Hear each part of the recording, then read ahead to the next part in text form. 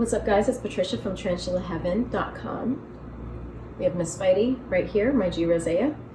And today I wanted to talk about power feeding. I don't think I've ever made a video about power feeding before, and if I have, it was so long ago that it was probably when my channel had 5 followers, so it would be worth making another one. For those of you who do not know what power feeding is, it is basically when you feed the tarantula more frequently and at a higher volume to help them grow faster, to basically encourage them to molt faster, which means they grow at an increased rate. It also usually involves raising the temperatures of the tarantula's environment and enclosure so that they have a faster metabolism, so they want to eat more. This is more commonly done with slings. I don't hear people doing it so much with adults, or at least it's more beneficial for slings because slings are pretty fragile, and forcing them to molt more often or faster because you're feeding them more does force them to grow faster and get out of that fragile state.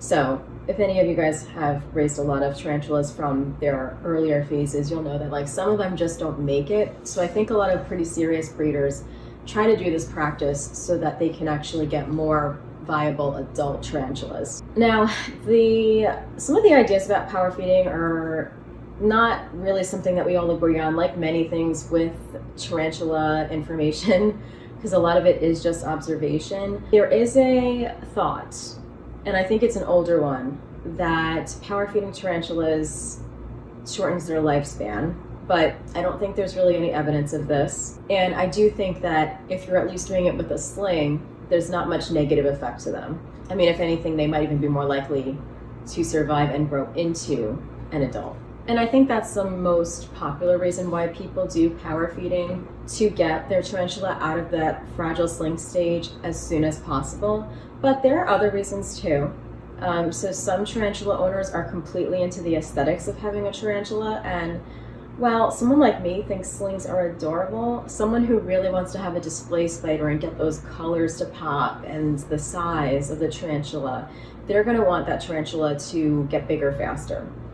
That's not something I necessarily agree with, but I don't think I ever really got into the hobby for aesthetics. I mean, I've had the same rose hair, what is considered the most boring colored tarantula, or one of the most boring colored tarantula. But I know that that is a huge thing for a lot of tarantula keepers, very serious hobbyists.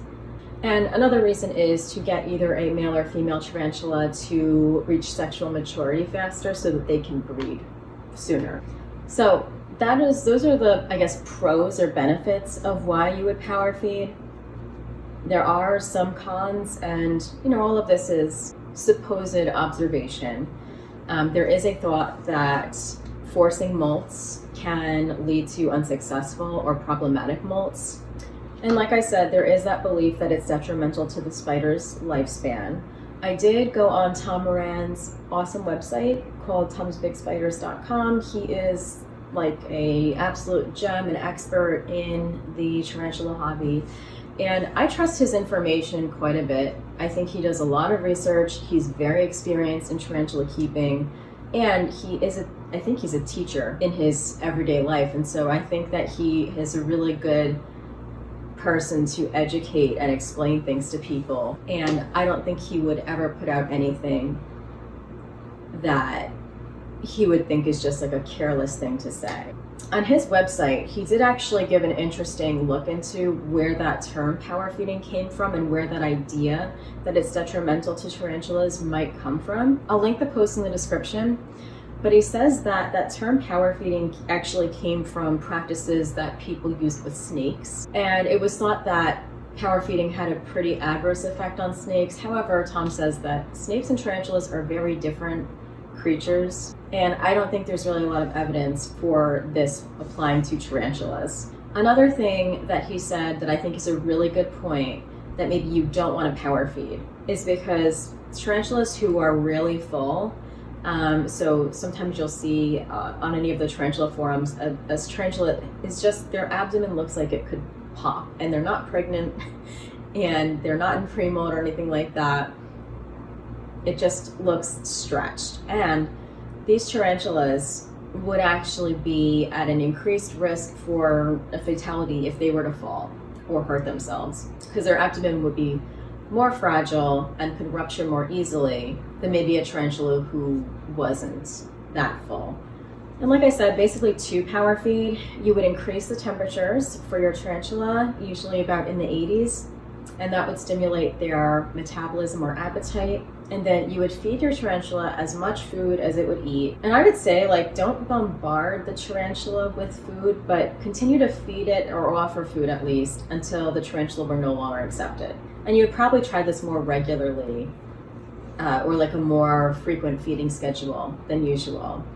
Tom did say on his website that it seems like the increased temperature or the heightened temperature is more important for growth than the food, so I think that is very interesting. And I think another reason why this is done with slings is because slings will generally eat more because they are growing faster and they do molt more frequently just in general. And it does actually benefit them to get out of the vulnerable stage faster, so there is an added advantage for them. There are certainly adult tarantulas that will eat a ton, but generally I think it's more common for adults to eventually stop accepting food and go through a fasting period when they've had enough. And so it may actually be quite challenging to power feed an adult tarantula. I don't have any experience with that. I mean, Spidey, first of all, is a rose hair, and so her feeding has always been weird and random and often has fasting periods. It hasn't happened in a while, but sometimes on Tumblr in my earlier years, I would get accused of having fed her too much. And funnily enough, it was always a time that she was fasting, however, not in pre-molt. And Spidey has just always kind of had a full abdomen for whatever reason.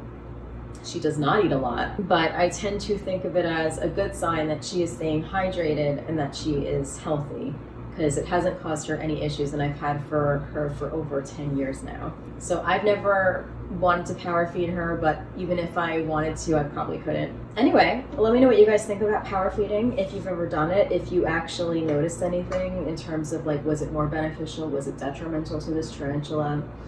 But I'd love to hear it, and I hope you guys are having a wonderful Tuesday, and I'll see you next week for Tarantula Tuesday. Bye.